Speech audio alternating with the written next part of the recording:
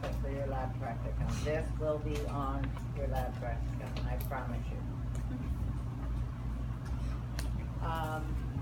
Helminths, those are parasitic worms.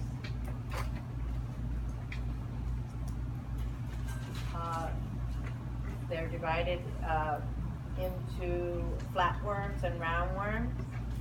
Phylum Platyhelminthes are the flatworms, and those in turn are divided into two groups called the trematodes and the cestodes. Trematodes are what we call flukes. They actually look like, if you see a picture of them, they look like a leaf. They're flat, they have a leaf-shaped body. They have suckers to hold them in place in their host. One of them is Paragonimus. That is a lung fluke. And you can look on page 346 of your book and look at the life cycle. The adults live in the bronchioles of mammals. They are hermaphroditic, so they can fertilize themselves, and they can lay eggs into that bronchi.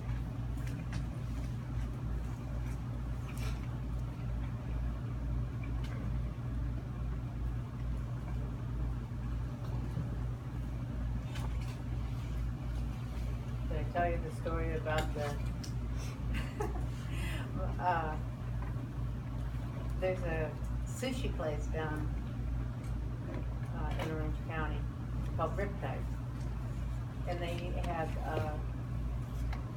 live freshwater crabs on the bar, and that's one way you can pick it up is with freshwater crabs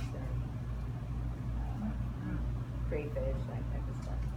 And of course, the person that came down with it was a male.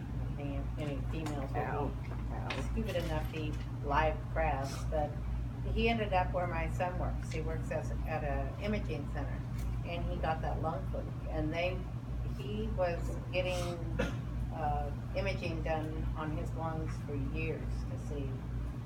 And now my son says he's not in there anymore. I don't know what that means. Hopefully he's well. So what happens is that in the bronchi, the adults lay their egg, and then the sputum with the eggs in it is coughed up. This is kind of standard in these type of helmet things.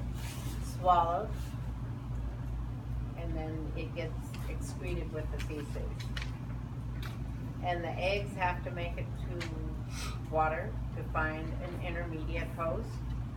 And this one has two intermediate hosts. The first one would be a snail, and it's going to be part of its life cycle in the snail.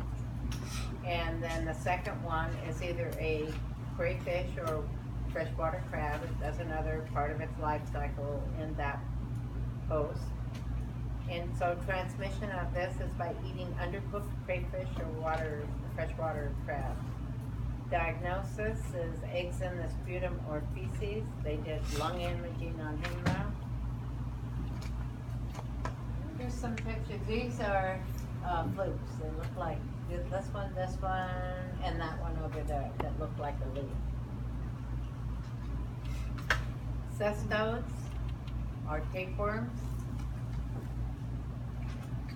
And tapeworms lack a digestive tract. They don't need one. They're attached to you, and they're going to absorb nutrients through their cuticle, which is their covering, in your small intestine. They have a scolex, which is their head.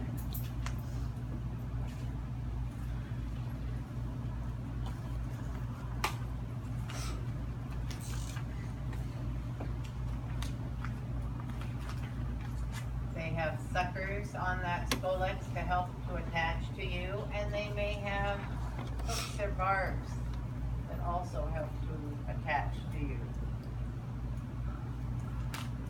They have a neck, and that neck is going to produce body segments called proglottids, little body segments.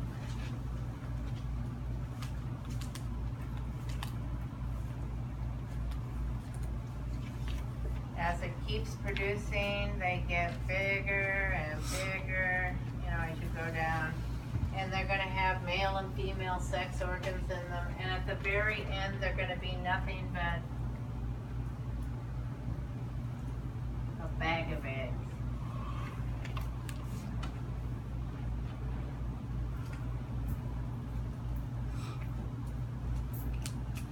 Which they will excrete. You will excrete. So humans as a definitive host.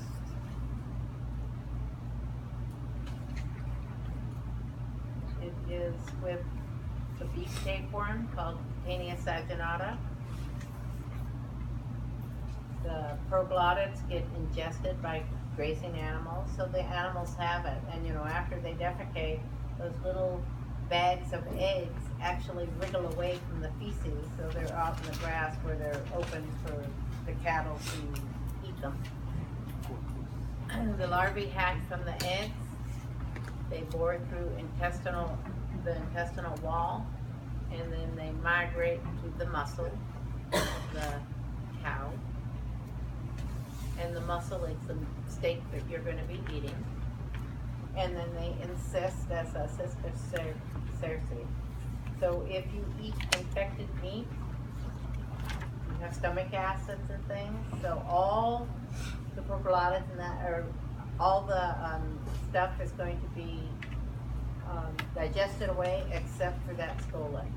And the scolex is what produces proglottids. So it's going to anchor itself to your small intestine and start producing these proglottids. Okay, I think we're gonna have to remember where we are. You're gonna have to take a break, and we'll have to take this up next